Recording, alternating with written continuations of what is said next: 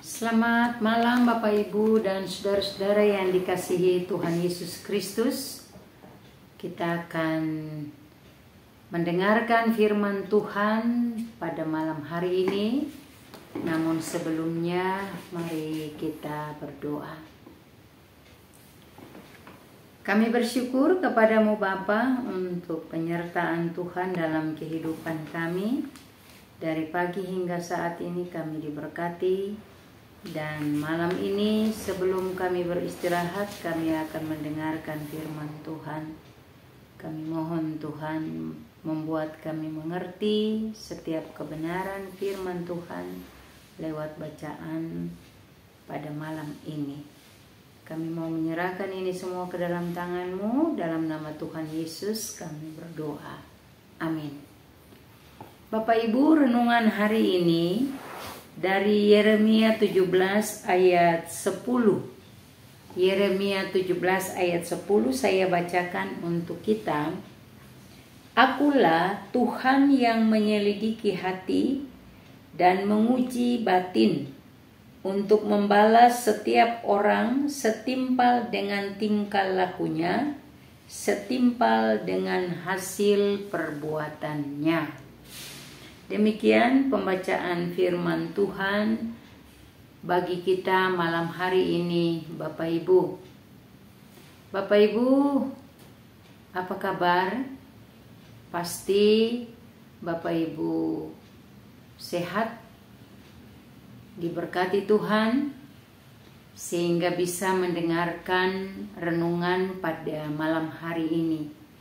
Tema renungan kita adalah masalah kita dapat mendatangkan kebaikan. Masalah mendatangkan kebaikan. Dasar firman Tuhan tadi Yeremia 17 ayat 10. Yeremia 17 ayat 10 ini dimulai dengan Akulah Tuhan yang menyelidiki hati dan menguji batin untuk membalas setiap orang setimpal dengan tingkah lakunya, setimpal dengan hasil perbuatannya. Bapak Ibu, masa sulit dalam hidup kita dipakai Tuhan untuk memurnikan kita. Ada 3 hal yang menjadi refleksi bagi kita malam hari ini.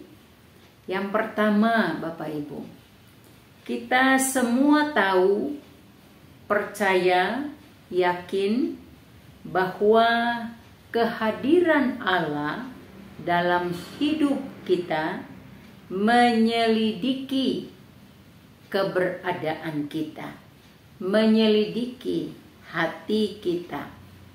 Allah hadir dalam setiap aspek kehidupan kita.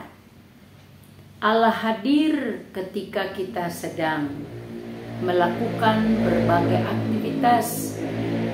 Allah hadir saat kita bekerja. Allah hadir saat kita sedang melakukan tugas-tugas rumah tangga.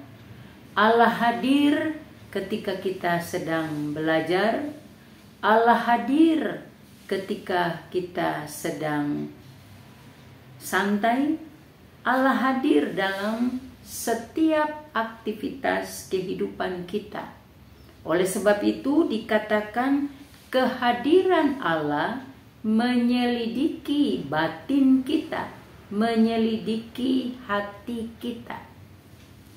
Apakah setiap kita ada dalam aktivitas yang baik-baik saja atau aktivitas yang menghadapi kendala, tantangan, ada masalah, ada pergumulan hidup?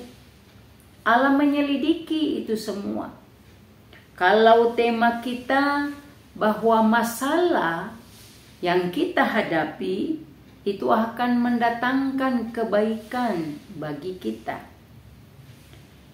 Kehadiran Allah tadi menyelidiki Apakah kita ada dalam keadaan yang baik atau ada dalam keadaan yang bermasalah? Kehadiran Allah melihat isi hati kita. Apakah hati kita bersih? Hati kita sedang happy, senang, sukacita? Atau hati kita sedang gelisah, sedang bermasalah, sedang iri, sedang dendam, dan sebagainya? Tuhan menyelidiki hati kita. Itu yang pertama. Yang kedua, Bapak Ibu, bahwa dalam kehidupan kita dituntut untuk ada dalam kepatuhan kepada Tuhan. Kita dituntut untuk menunjukkan keteladanan kita sebagai anak-anak Tuhan, para pengikut Tuhan.